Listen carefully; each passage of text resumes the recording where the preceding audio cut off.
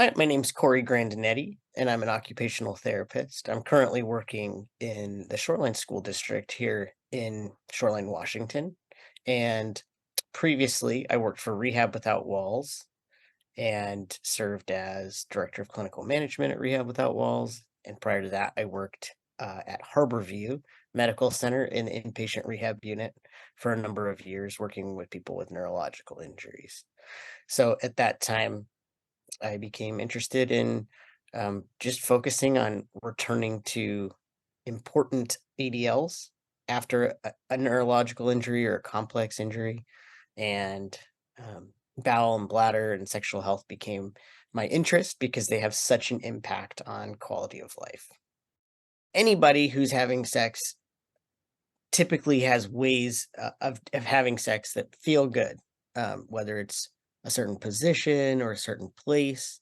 And that doesn't change when you've had an injury. But now your body might move differently. You might need more support for your trunk, for example, in order to stay upright or um, to be able to um, kind of keep your legs in a position that you like might be difficult. And so there are a variety of positioning tools and strategies you can use to improve your comfort and also just ability to um, feel in the way that you want to feel.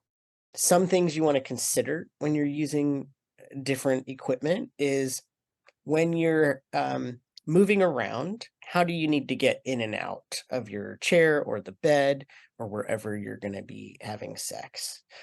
Because if you need a lift, maybe you could use a lift to have sex, almost like a sex swing, but you have to make sure that your um, weight is appropriate and that you're not trying to add too much more weight to that, whether it's with a partner using it or whatnot. Also, consider whether or not you have contractures, if you have any incontinence issues, and spasticity. So, if you have continence issues, for example, you may not want to have sex in your wheelchair because then your seat will be wet, right? And so, planning ahead and using a shower chair, for example, might be helpful. Or they have a variety of sex slings for partners to sit in. And, somebody who's having sex that maybe uses a wheelchair, for example, may um, not be able to use a sex sling, but maybe their partner can use a sex sling so that they can be higher up and the person can provide, can perform like oral sex on someone at a raised height.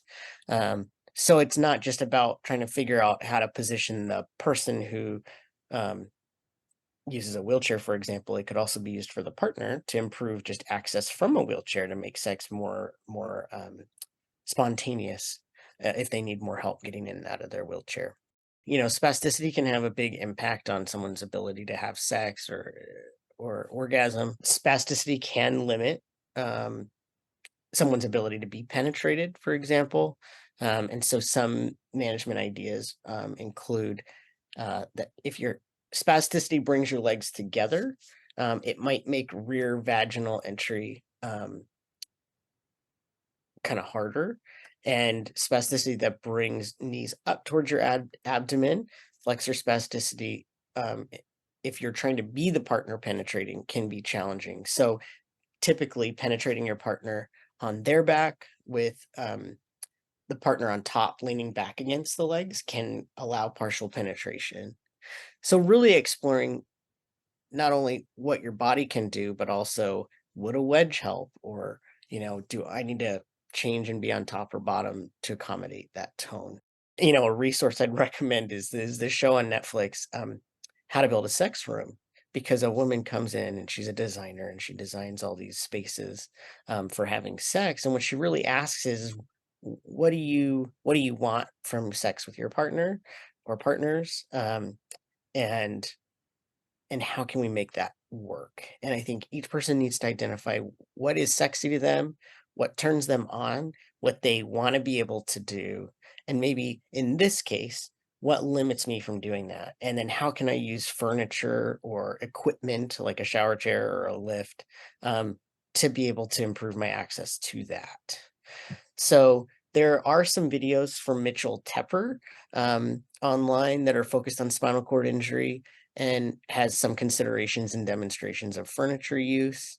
Um, they are kind of limited to being heterosexual couples and white couples, which doesn't have much representation, but they can be really helpful to kind of start having a concept for what considerations you may have. Mount Sinai also put out a video series, sexualitysci.org, that has more diverse couples demonstrated, more topics covered, but they are also still heterosexual couples.